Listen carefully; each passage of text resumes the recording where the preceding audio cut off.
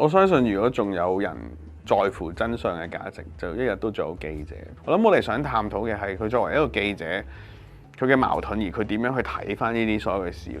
因為我哋都係講一啲即係殘疾院舍發生嘅事件啦，咁我哋都唔希望去到消費到受害人啊或者當事人啦，咁所以呢個我哋係傾得最多，亦都最重要重視嘅一個點咯。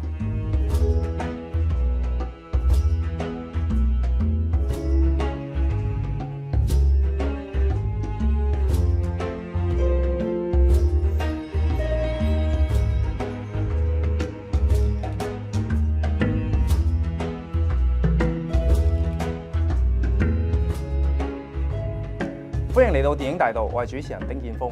今日我哋有《白日之下》嘅導演簡君進、編劇唐翠萍同埋李卓峰。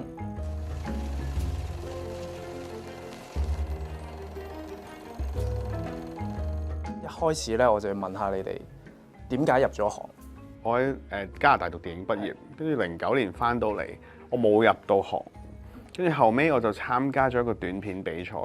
個短片比賽我就贏咗一啲咁嘅獎啦，跟住原來裏邊嗰個 NGO 機構係想搞一部電影，但個 budget 係好細嘅。咁佢係一個青年機構啦，佢就想推動年輕人點點。嗰時我得廿幾歲，咁佢就揾咗我嚟。原本都唔係諗住揾我嘅，但後尾搞下，可能我就因為年輕啦，可能因為 match 到佢哋嗰個推廣嗰個計劃啦。你就好符合個對象要求。係啦，又咁巧我係贏咗佢哋當屆個比賽，咁然後促成咗我第一部電影《當時遇上 G7》係。咁我係其實一嚟就係拍咗電影入咗行，跟住就冇再做過電影啦。即係中間就拍MV 啊、廣告啊咁樣。但係讀電影嘅時候，其實都已經想做導演定還是點？想入行，我冇諗太多。我覺得總有一日會有機會做到導演嘅。成日咧，我哋聽咧，好似香港做編劇好似好慘啊！你哋現身説法一下，即係點解做咗呢個崗位嘅會？我自己就讀中文嘅，咁就唔係讀電影。咁然之後本身嘅路向咧，我啲大學同學都係做晒老師嘅。咁我都係諗住做老師之前，不如試下其他嘢啦。即係我自己性格比較外向啲啦，就係有時想認識多少少先進入呢個教書嘅領域。咁點知一 join in 咗做咗即係試過節目啦。咁然之後就發現咦都幾適合自己。咁然後一路就識咗好多前輩啊，好多人。咁然後 which is 其中就介紹咗一間俾我識。咁然後先開啟咗做編劇呢個路嘅。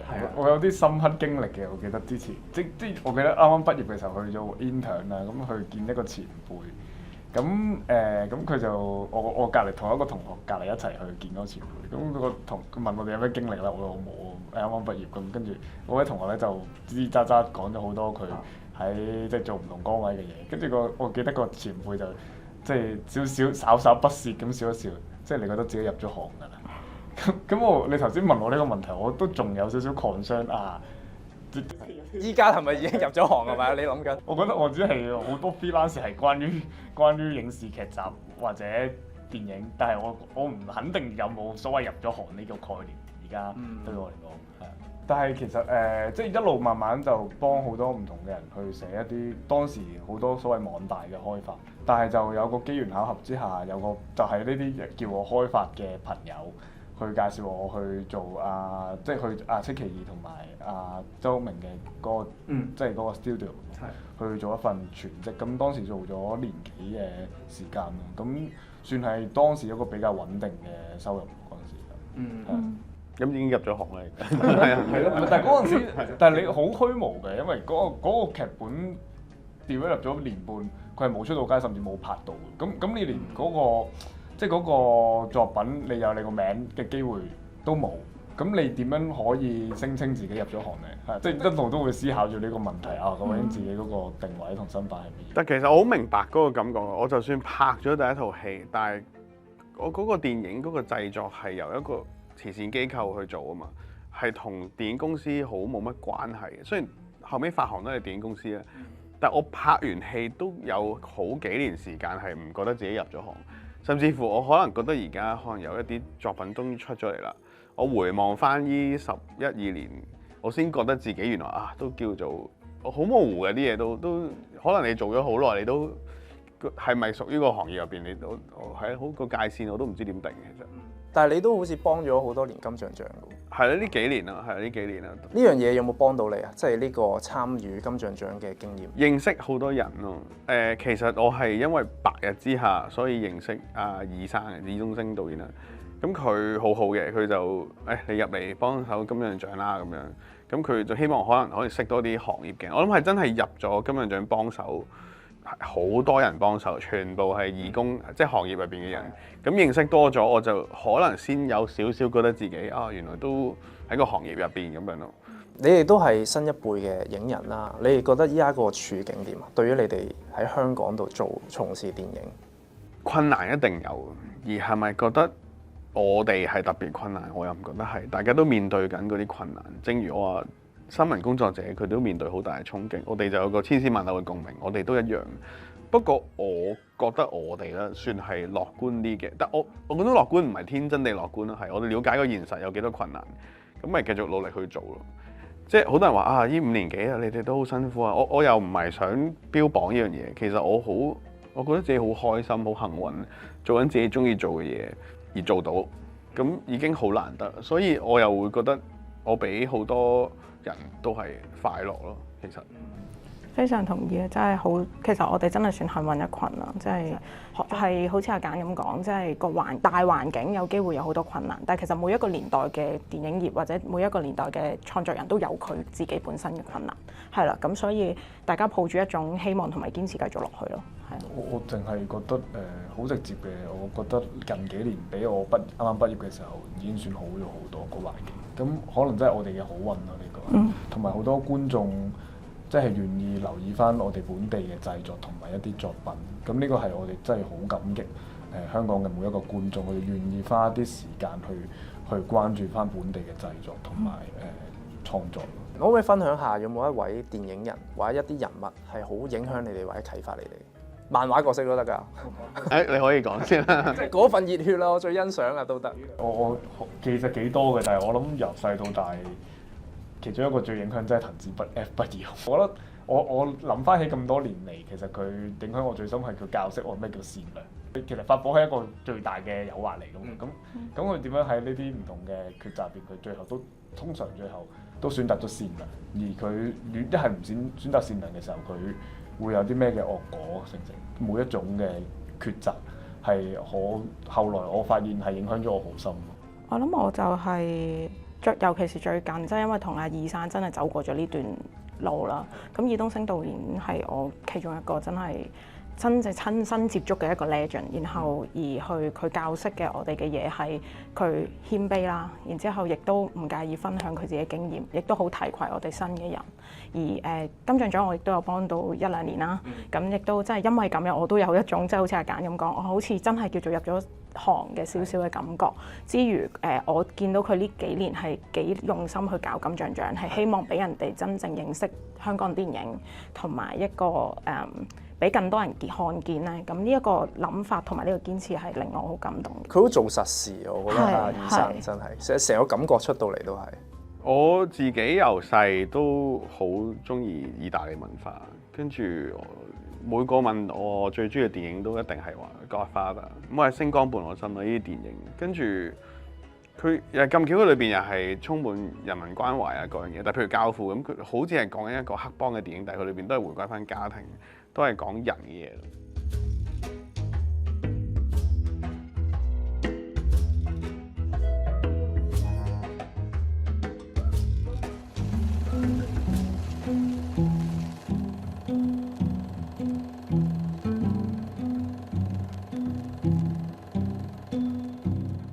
你哋頭先講就係話呢件事橫跨咗5年啦，咁我想問下導演先，就係點解你會揀呢一個題材，揀呢一個真實事件去改編？當時我睇到呢啲嘅新聞，佢喺15、16年間係好轟動香港嘅，如果記得。咁我自己個感受都好深嘅。咁通常我遇到呢啲事情，我會問自己我作為唔好，即係我又覺得自己係唔係真係一個電影人，但係如果我作為我會創作，或者我係一個電影工作者，我會想做啲咩呢？我可以做到啲咩呢？咁我又未話係即刻諗到話電影定點樣，我諗過係咪拍 documentary 定點樣，我唔知。但係後尾我就揾咗我睇嗰啲報道嘅時候，偵查組報道背後啲記者打咗幾個電話揾佢哋出嚟，咁就同我哋傾偈，了解多啲佢哋各樣即係成個心路歷程啦。咁我聽到好多佢哋嘅矛盾啊、掙扎嗰樣嘢。咁我覺得可能佢哋嘅故事可以被講出嚟喎。咁我就開始咗成個創作啦。當時以白日之下講啦，其實成個劇本籌劃嘅過程幾長？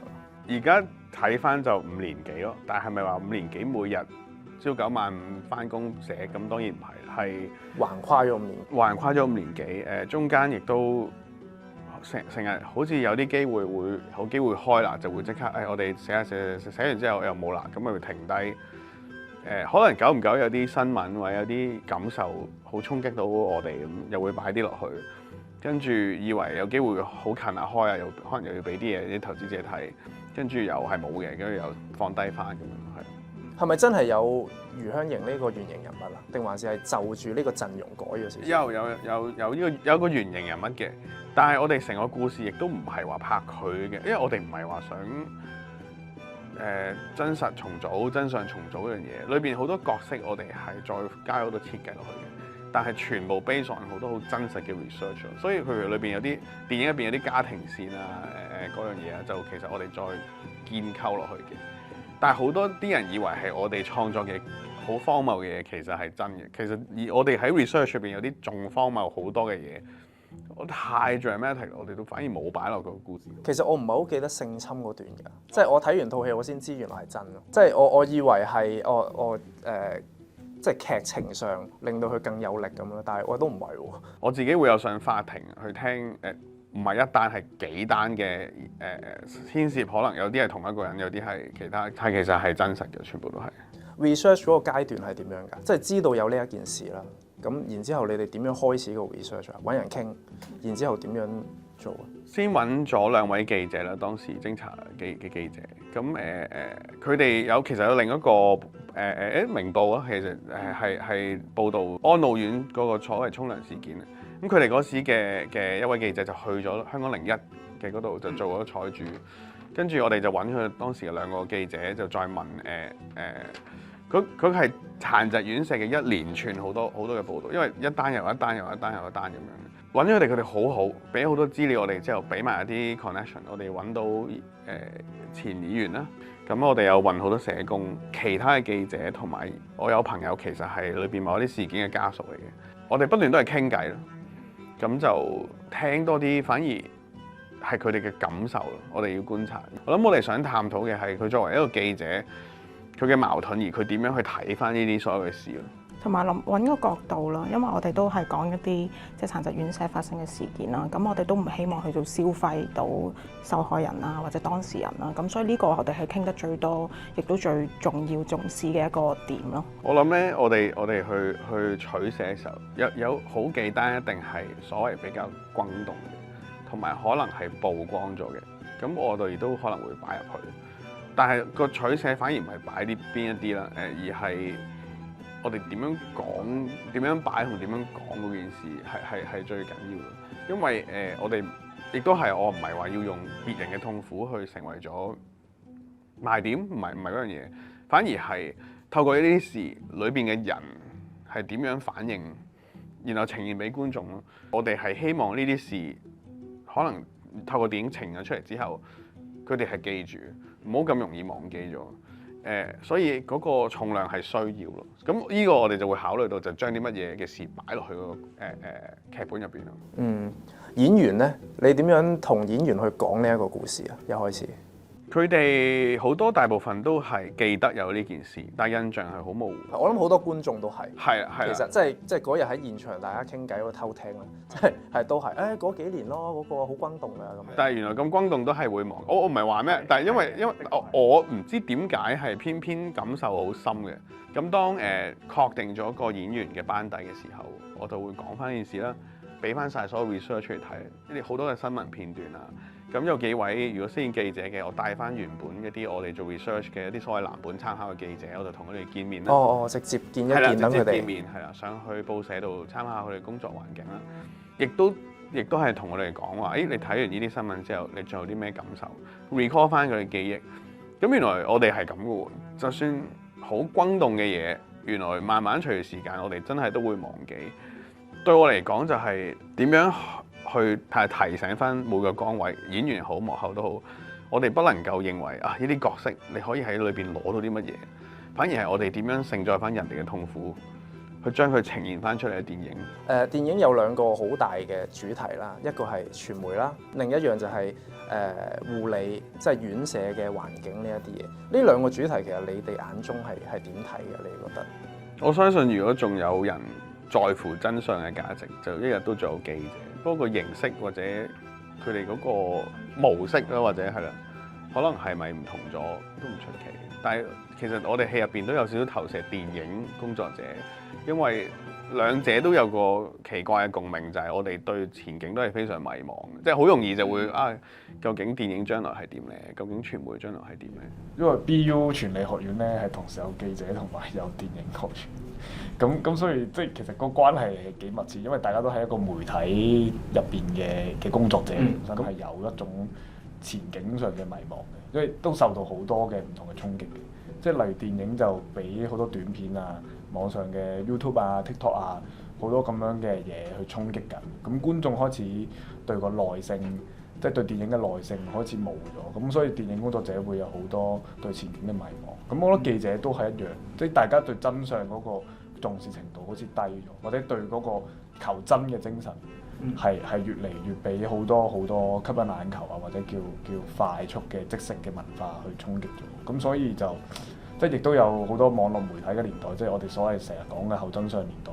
咁所以大家對嗰個自己服務嘅嗰個 media 本身都會有一種質疑，咁或者有種擔心。咁所以我哋係 share 咗呢一種咁樣嘅憂慮喺套角色入邊同套戲入面。你哋講嗰啲嘢唔多唔少，就係依家即係阿余香凝佢喺套戲裏面佢嘅決定嘅經歷啦。我想問少少就係，你覺得佢呢個角色？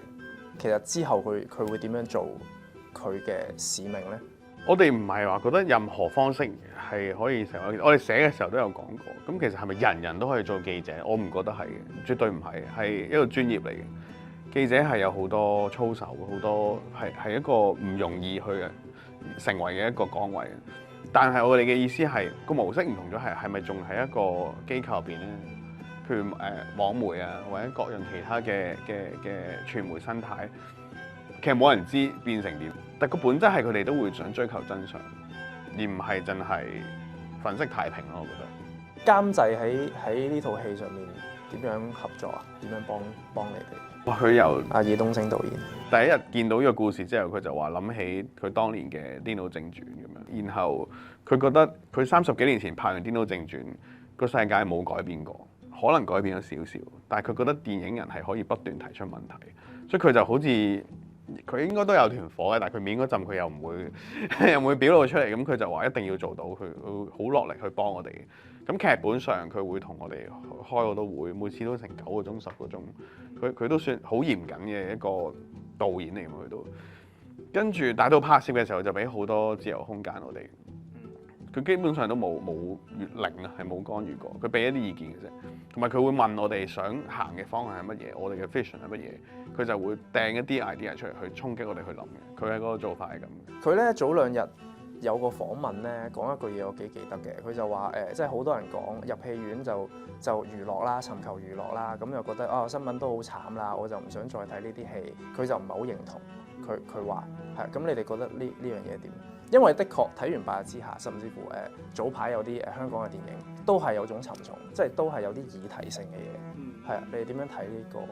我自己覺得即係可能作為有句説話啦，就話即係其實作家就係所謂作家就係一個關注世界嘅人，即係可能我哋做到呢個職業之後，我覺得創作者可能就係最比較係貼近啲世界，想關注觀察多啲世界，然後有份少少嘅深刻少少嘅使命感，都希望如果喺作品度可以分享到我哋自己對呢個世界一啲回應。點解我哋喺呢個年代呢個時代做到呢一份職業而做緊一個咁嘅作品，自己係會咁樣，所以加咗一份使命感。一開頭我哋認識嘅時候冇講過錢冇咩，都大家真係有一份倔強係啦，應承咗一齊做呢個劇本啦。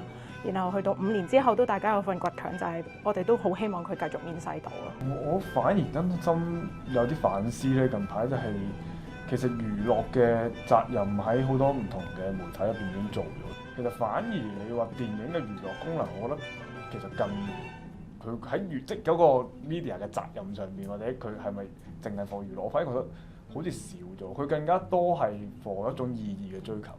其實電影嘅優勢喺邊度？我哋要諗一諗，係咪真係喺娛樂嗰方面？其實係，我覺得係，因為佢有佢嘅長度，佢有佢專注一個專俾觀眾去專注到嘅一個觀影嘅體驗，所以佢可以承載到嘅意義其實係比好多唔同嘅 media 更加多。其實如果我哋淨係當電影係娛樂嘅工具，其實電影好可能係將會被淘汰嘅一樣嘢。好多嘢有時未必係好刻意，係咪話我哋好有使命感，然後就會有呢套戲誕生？我諗我哋主創係一啲乜嘢性格嘅人，佢就自然會有啲咩作品。咁可能喺呢一個時間入邊，我哋有一班我哋呢一個 generation 嘅人係可能特別關心個社會。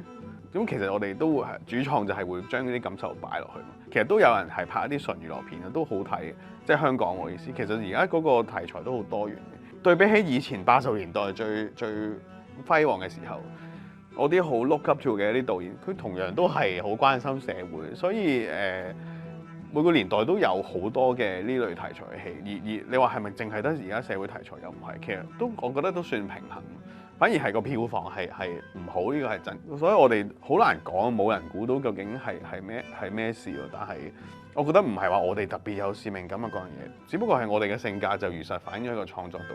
套戲咧仲有另一樣嘢好令人深刻嘅，即係除咗劇情，即係另一批老演員，修哥啊，咁然之後姜大衛啊，係呢啲演員，你哋係一開始諗到定還是係即係點樣令到有呢個結果嘅咧？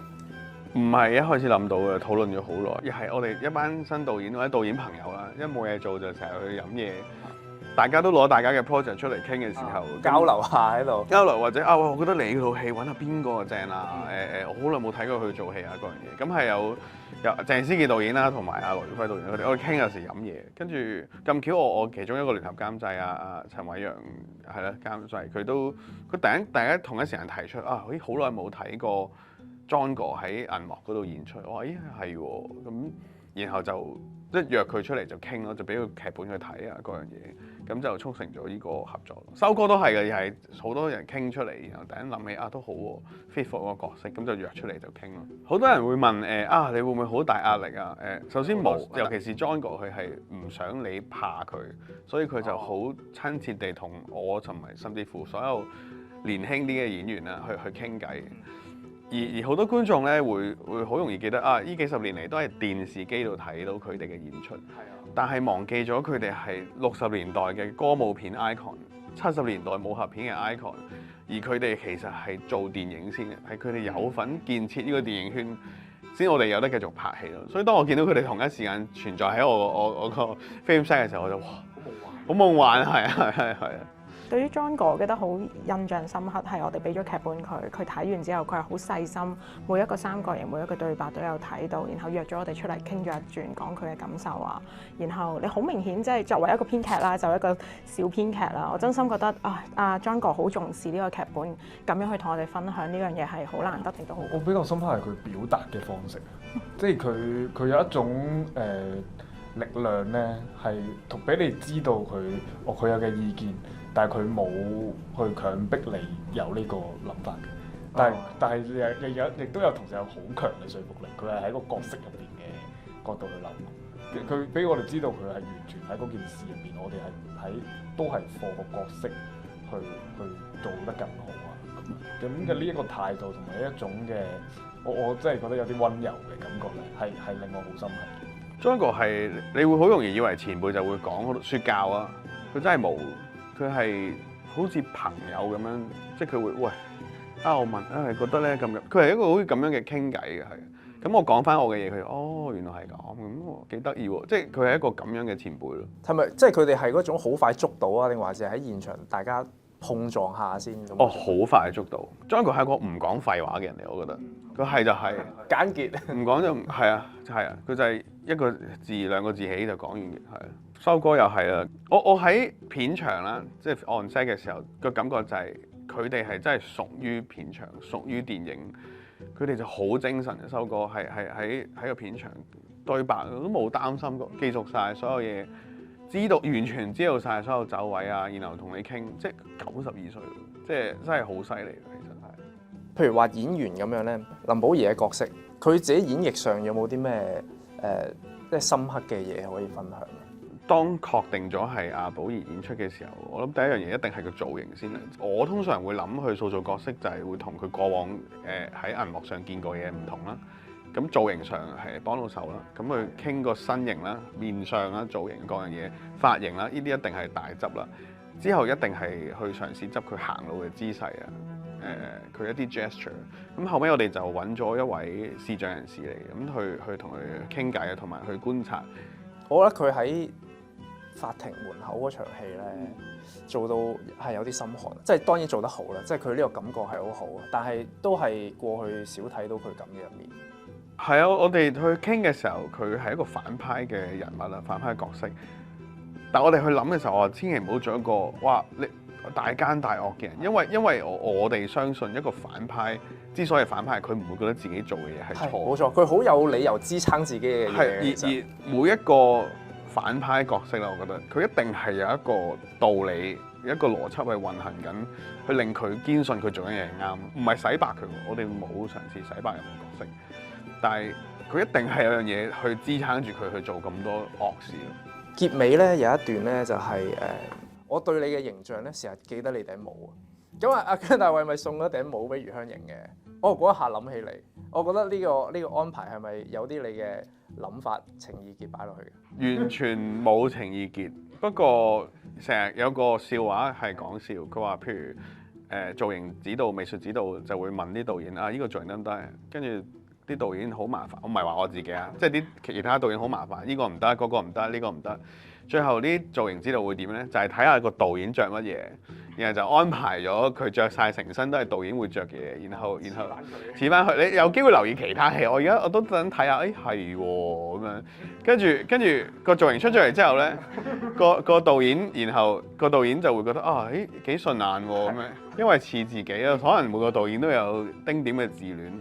咁我係冇咩情結刻意嘅。咁我記得。我哋去做造型嘅時候咧，試 fitting 啦，好似爭咁啲嘢，成日就覺得爭咁啲嘢。跟住我就會唔會係爭咁頂帽咧？我自己戴住頂帽我唔覺，跟住其實真係剪好晒，拍晒出嚟出街，突然之間先有人話其實咧你咪想你老咗80歲到，大概好似阿 John 哥而家呢個造型，即係通白呢個造型。跟住死啦，好似係有少少好似喎都係。咁但係咁多個電話喺度，可能係。但係咯，我諗對我嚟講嗰一場都係一啲説話，我哋好想同自己講啊，提醒自己，同翻當日嘅記者講啊。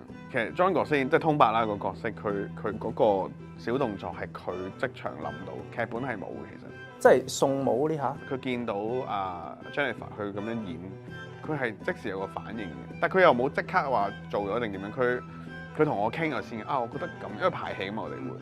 咁我開頭係唔想嘅，我好驚多咗嘅好多嘢都，我有質疑。咁但係我話唔緊要，將我哋試咗先，點都做一次。當佢做咗佢呢個小設計嘅時候，現場係啦，B cam 我記得 B cam 有啲演員美術啲工作人員即係落淚啊，即係唔係肥肥咁樣，即係佢就好感觸去喊。跟住我就覺得，咦，睇嚟呢個係個 moment，跟住。就用咗繼續行嘅設計，咁我都同阿 John 哥講，都係你啱，跟住都話㗎啦，即係佢係一個咁樣嘅前輩嚟嘅，真係好咯，其實係。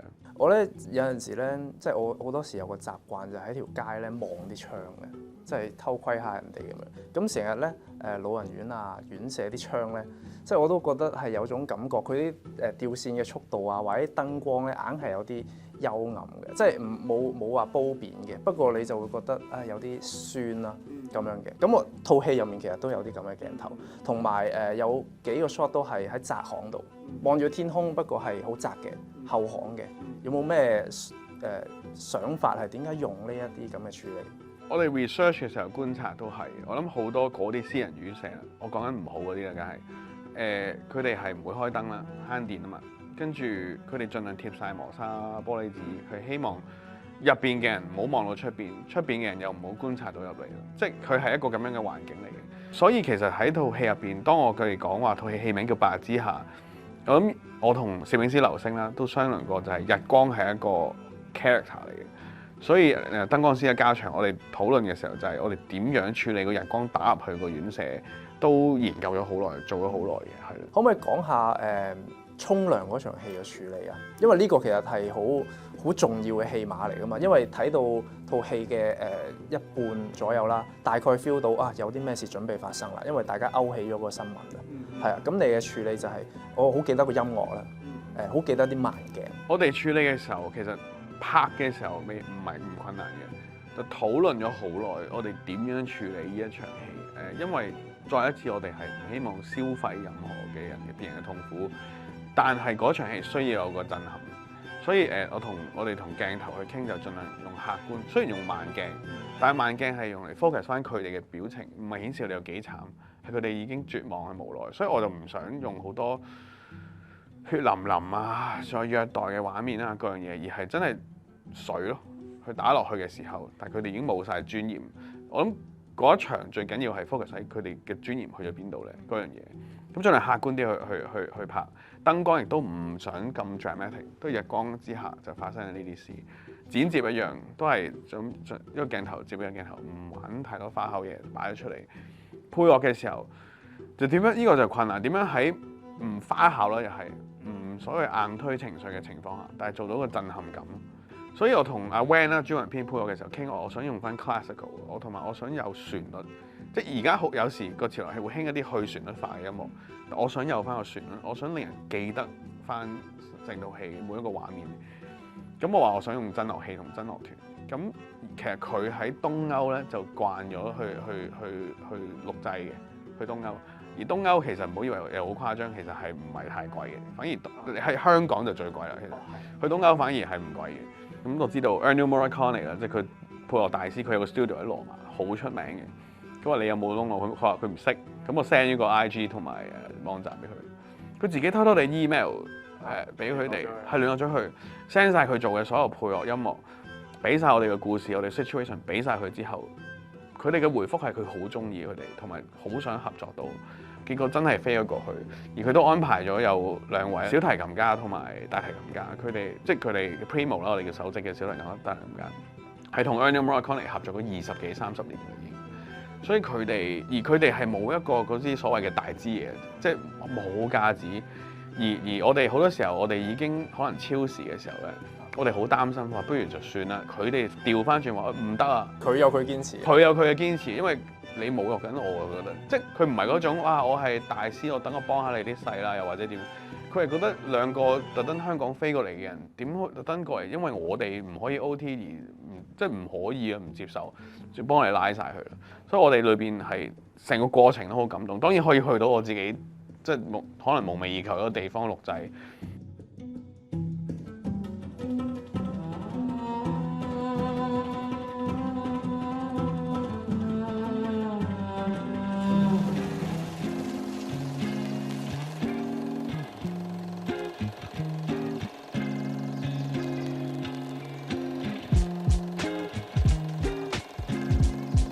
嚟到第3 part 架空對談，每一次咧呢一個部分咧，我哋就會邀請香港電影學系嘅學生啦嚟問你哋問題。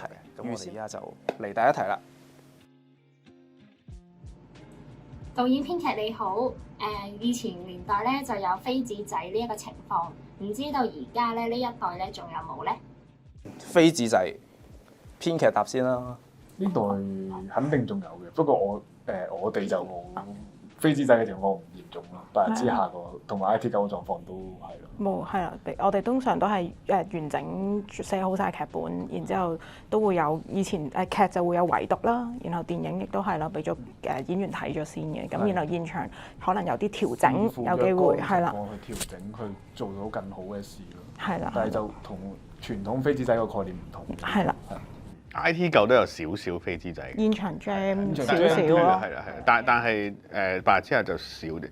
唔會現場先 jam，即係都喺飛紙仔係由零開始喺現場寫啊嘛，係啊，就我哋兩套都冇，係咁就冇。即係個劇本都喺度，現場再 jam 下睇下有咩改下啲字眼嗰種啫，係嘛？根據演員嘅狀態啊，各方面。呢啲一定有嘅。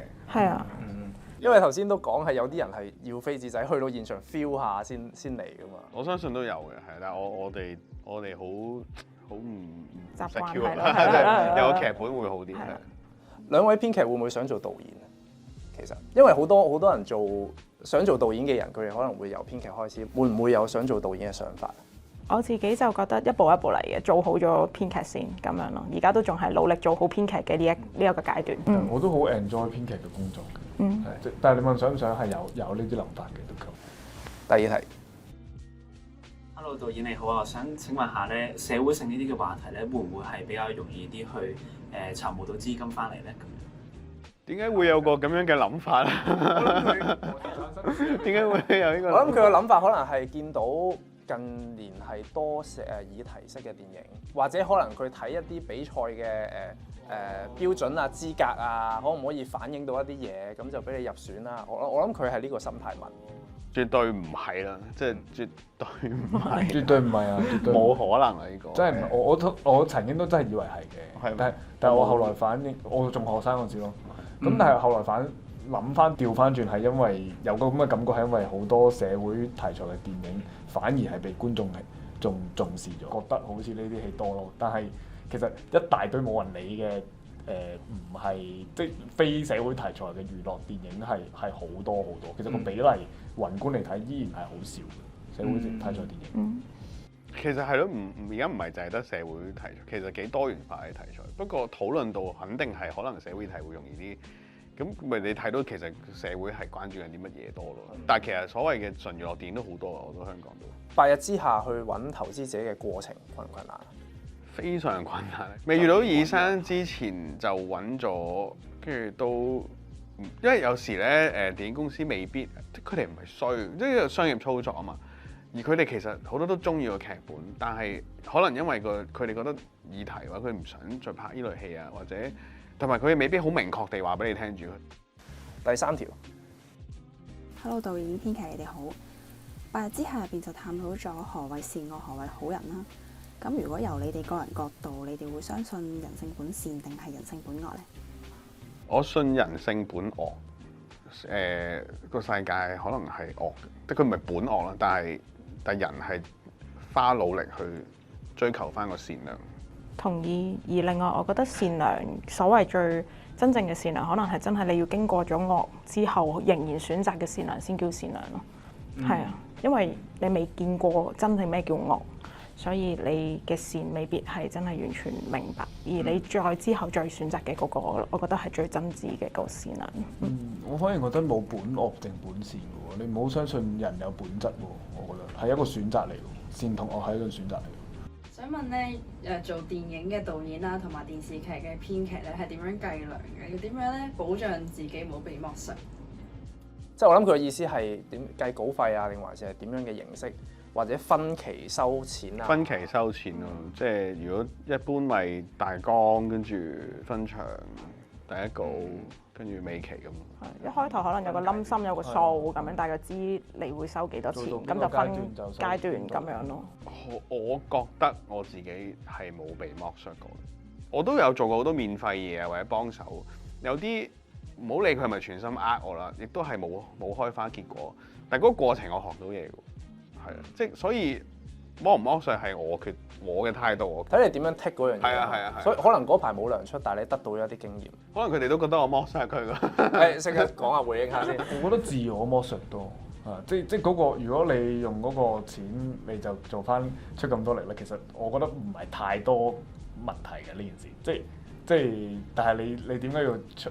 即係點解要俾嗰個報酬付出更多嘅力？係因為你真係 care 件事，你真係好想嗰個 project 好，或者你好重視你自己嘅創作。咁呢啲自我剝削唔係人哋剝削你㗎嘛，係。因為我覺得呢行都好難去衡量嗰種付出啊，尤其是可能主創即係可能導演、編劇呢個崗位，其實你唔係計日薪朝九晚五咁樣去計，你好難去衡量話哦呢嚿錢究竟係咪真係同我付出嘅對等，反而係如果你真係咁想呢件事發生而發生得好嘅話，其實你都唔會計呢樣嘢嘅，所以我又從來冇剝削嘅呢個念頭。